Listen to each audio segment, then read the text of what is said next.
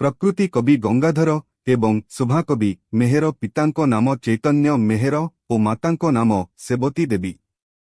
बाल्यकाଳରେ गंगाधर तांको पितामह सदाशिव मेहरंको सह प्रतिदिन प्रातः स्नान करी ग्रामरे थिबा जगन्नाथ देवंकु दर्शन करुथिले। सेथिपई बाल्यकाळरू तांको हृदयरे धर्मभाव दृढीभूत होइथिला। चैतन्य मेहर लुगा बुणारे दक्ष थिले। ता सहित वैद वृत्ति करी सामान्य आय करुथिले। सेतेबेळकु संबलपुर जिल्लारे ओडिया विद्यालयर संख्या अति अल्प। किंतु बरपाली ठारे गोटिए चाटशाली थिला। 7-8 वर्ष बेलकु गंगाधर एही पाठशालारे अल्पकाल पढ़िछंती। पाठशालाटी बंद होईगला। थरे बरगड़ तहसीलदार बरपाली गस्तरे आसीथिले। जणे ग्रामवासी चैतन्य मेहरंको उपरे शत्रुता साधिबा उद्देश्यरे तहसीलदारंको निकटरे गंगाधर मेहरंको नाँ लिखाई देइथिले। तहसीलदार चैतन्यंकु डकाइले और गंगाधरंकु विद्यालय पठाइबा निमंते चुक्तिपत्र स्खेरित कराइनेले। अनिच्छा सत्वे चैतन्य गंगाधरंकु बरपालीर ब्रांच स्कूलकु पठाइले। सेठारे वर्ण परिचय पणिकिया और सामान्य गणित शिखी गंगाधर 6 मास परे द्वितीय श्रेणीकु उत्तीर्ण हेले। द्वितीय श्रेणी ठारू पंचम श्रेणी पर्यंत शिक्षा दान पाई ग्रामर एक प्रांतरे अन्य गोटिए गृह थिला।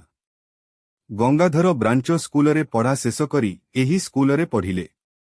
सेतेबेले बुद्धिमान बालक माने 6 मासरे गोटिए श्रेणीरू अन्य श्रेणीकु उत्तीर्ण होई पारुथिले। गंगाधर प्रति 6 मासरे गोटिए गोटिए श्रेणी उत्तीर्ण होईगले। एहीपरि गंगाधर पंचम श्रेणी पाठ शेष कले। एठारे अध्ययन करुथिबा समयरे चैतन्यंको अनुरोध रक्षा करी प्रधान शिक्षक गंगाधरंकु तांको लुगा बुणारे साहाय्य करिबा पई प्रतिदिन बेलाए विद्यालयरू अव्याहति देउथिले। संध्या समयरे गंगाधर विद्यालय शिक्षकंको पाखकु जाई पाठ पढ़ा ठीक करी नेउथिले। नॉर्मल परीक्षा देबा पई गंगाधर मनोनीत होइथिले हें उक्त परीक्षा वर्षा ऋतुरे संबलपुररे हेउथिबारु बरपाली ठारू संबलपुर जिबा तांको पक्षे संभव होई नथिला। तेनु परीक्षा देई पारिले नाही। बरपाली विद्यालयरे सेतेबेले संस्कृतज्ञ पंडित घनश्याम मिश्र शिक्षकता करुथिले। गंगाधरंको प्रतिभा लक्ष्य करी से अन्य 2 जन छात्रंको सहित गंगाधरंकु संस्कृत व्याकरण शिक्षा देले।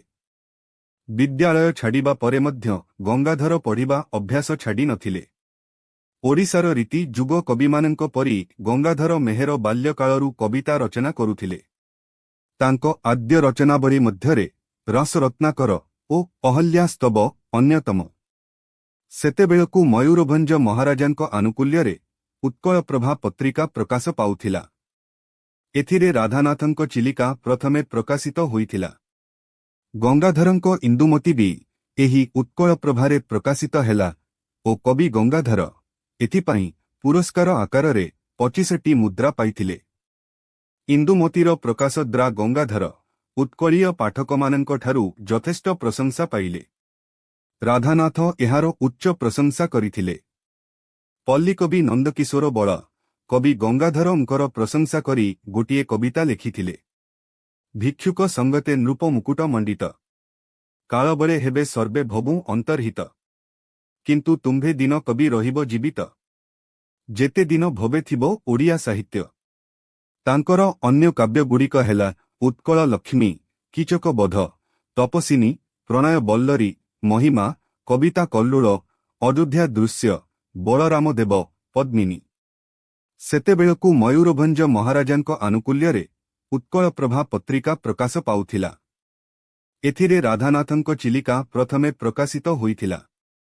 गंगाधरंको इंदुमती भी एही उत्कल प्रभारे प्रकाशित हेला ओ कवि गंगाधर एथिपाई पुरस्कार आकाररे 25टी मुद्रा पाइथिले।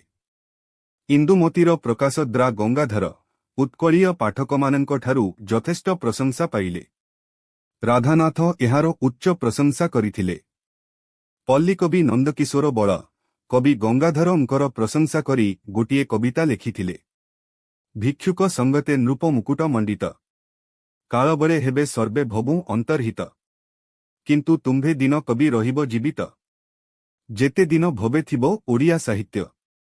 ତାଙ୍କର ଅନ୍ୟ କାବ୍ୟଗୁଡ଼ିକ ହେଲା ଉତ୍କଳ ଲକ୍ଷ୍ମୀ, କୀଚକ ବଧ, ତପସ୍ୱିନୀ, ପ୍ରଣୟ ବଲ୍ଲରୀ, ମହିମା, କବିତା କଲ୍ଲୋଳ, ଅଯୋଧ୍ୟା ଦୃଶ୍ୟ, ବଳରାମ ଦେବ, ପଦ୍ମିନୀ। ତାଙ୍କ କବିତା ମଧ୍ୟରେ ଅର୍ଘ୍ୟଥାଳି, ମାତୃଭୂମି, ଅର୍ପଣ, ଆଶ୍ରମେ ପ୍ରଭାତ, ସେତେବେଳକୁ ମୟୂରଭଞ୍ଜ ମହାରାଜାଙ୍କ ଆନୁକୂଲ୍ୟରେ ଉତ୍କଳପ୍ରଭା ପତ୍ରିକା ପ୍ରକାଶ ପାଉଥିଲା। ଏଥିରେ ରାଧାନାଥଙ୍କ ଚିଲିକା ପ୍ରଥମେ ପ୍ରକାଶିତ ହୋଇଥିଲା। ଗଙ୍ଗାଧରଙ୍କ ଇନ୍ଦୁମତୀ ବି ଏହି ଉତ୍କଳପ୍ରଭାରେ ପ୍ରକାଶିତ ହେଲା ଓ କବି ଗଙ୍ଗାଧର ଏଥିପାଇଁ ପୁରସ୍କାର ଆକାରରେ 25ଟି ମୁଦ୍ରା ପାଇଥିଲେ। ଇନ୍ଦୁମତୀର ପ୍ରକାଶ ଦ୍ୱାରା ଗଙ୍ଗାଧର ଉତ୍କଳୀୟ ପାଠକମାନଙ୍କଠାରୁ ଯଥେଷ୍ଟ ପ୍ରଶଂସା ପାଇଲେ। ରାଧାନାଥ ଏହାର ଉଚ୍ଚ ପ୍ରଶଂସା କରିଥିଲେ। ପଲ୍ଲୀକବି ନନ୍ଦକିଶୋର ବଳ କବି ଗଙ୍ଗାଧରଙ୍କର ପ୍ରଶଂସା କରି ଗୋଟିଏ କବିତା ଲେଖିଥିଲେ। ଭିକ୍ଷୁକ ସଙ୍ଗତେ ନୃପ ମୁକୁଟ ମଣ୍ଡିତ, କାଳବେଳେ ହେବେ ସର୍ବେ ଭବୁ ଅନ୍ତର୍ହିତ, କିନ୍ତୁ ତୁମ୍ଭେ ଦିନ କବି ରହିବ ଜୀବିତ, ଯେତେ ଦିନ ଭବେ ଥିବ ଓଡ଼ିଆ ସାହିତ୍ୟ।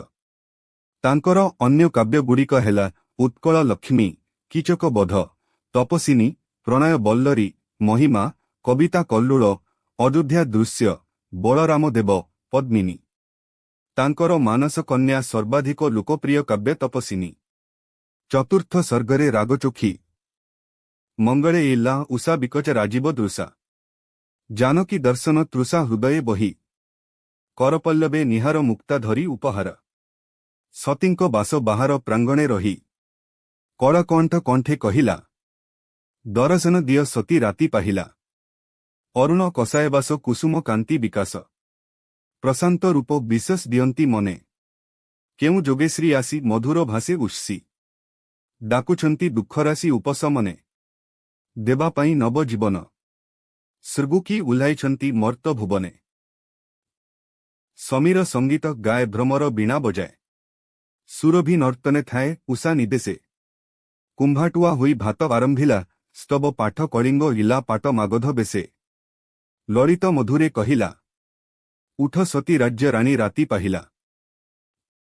ତାଙ୍କର କାବ୍ୟ ଜୀବନ ଓ ଭବ୍ୟ ଜୀବନ ଭିତରେ ବିଶେଷ ସାମଞ୍ଜସ୍ୟ ଥିଲା। ତାଙ୍କ କାବ୍ୟ ଚେତନାରେ, ବିଶ୍ରଷ୍ଟାଙ୍କ ସୃଷ୍ଟିରେ ଆତ୍ମା ଓ ପରମାତ୍ମାଙ୍କ ଭିତରେ ସେ ଏକ ଅନ୍ତରଙ୍ଗ ସମନ୍ୱୟ ସ୍ଥାପନ ଓ ବିନ୍ଦୁ ଭିତରରେ ସିନ୍ଧୁ ସନ୍ଧାନର ପ୍ରୟାସ କରିଛନ୍ତି।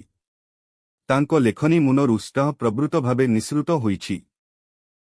ମୁଁ ତ ଅମୃତ ସାଗର ବିନ୍ଦୁ, ନଭେ ଉଠିଥିଲି ତେଜି ସିନ୍ଧୁ। ପୁଣି ଥରେ କବି ଅମୃତମୟ ସୃଷ୍ଟି ନିର୍ଝରିଣୀର ପ୍ରବାହମାନ ଧାରାରେ ବିମୋହିତ ହୋଇ ଗାଇଛନ୍ତି। ବିଷ ଦେଖ ମଧୁମୟରେ ଜୀବନ, ବିଷ ଦେଖ ମଧୁମୟ, ମଧୁର ଝରଣ କରିବ ହରଣ, ତୋ ପାପ ମରଣ ଭୟ। ଭକ୍ତ କବି ମଧୁସୂଦନଙ୍କର ଚିନ୍ତାଧାରାରେ ବି ସମାନ ଅନୁଭବର ବାର୍ତ୍ତା ପ୍ରକାଶିତ ହୋଇଛି। ମଧୁମୟ ସୃଷ୍ଟି ସୁଧାମୟ ସୃଷ୍ଟି, ଏ ସୃଷ୍ଟି ଅମୃତମୟ ହେ, ଜାଗ ନରନାରୀ ଅମୃତ ସନ୍ତାନ, ପିୟ ସେ ଅମୃତ ପୟ ହେ। କବୟିତ୍ରୀ ଇନ୍ଦିରା ମିଶ୍ର, କେନ୍ଦ୍ରୀୟ ବିହାର, ଭୁବନେଶ୍ୱର। ଆପଣ ଶୀର୍ଷକ ଚ୍ୟାନେଲକୁ ସବସ୍କ୍ରାଇବ୍ କଲେଣି କି? ଯଦି କରିନାହାନ୍ତି ଏବେ ସବସ୍କ୍ରାଇବ୍ କରିନିଅନ୍ତୁ। ଏଭଳି ଦିବ୍ୟ ସିରିଜ୍, ଆଧ୍ୟାତ୍ମିକ, ପୌରାଣିକ, ସାହିତ୍ୟ, ଗଳ୍ପ, କବିତା ତଥା ଓଡ଼ିଆ ଭାଷା ଓ ସଂସ୍କୃତିର ସମୃଦ୍ଧି ପାଇଁ ଏହି ଯାତ୍ରାରେ ସାମିଲ ହୋଇ ବହୁଳ ମାତ୍ରାରେ ଲାଇକ୍, କମେଣ୍ଟ ଓ ସେୟାର କରନ୍ତୁ। ଜୟ ଜଗନ୍ନାଥ।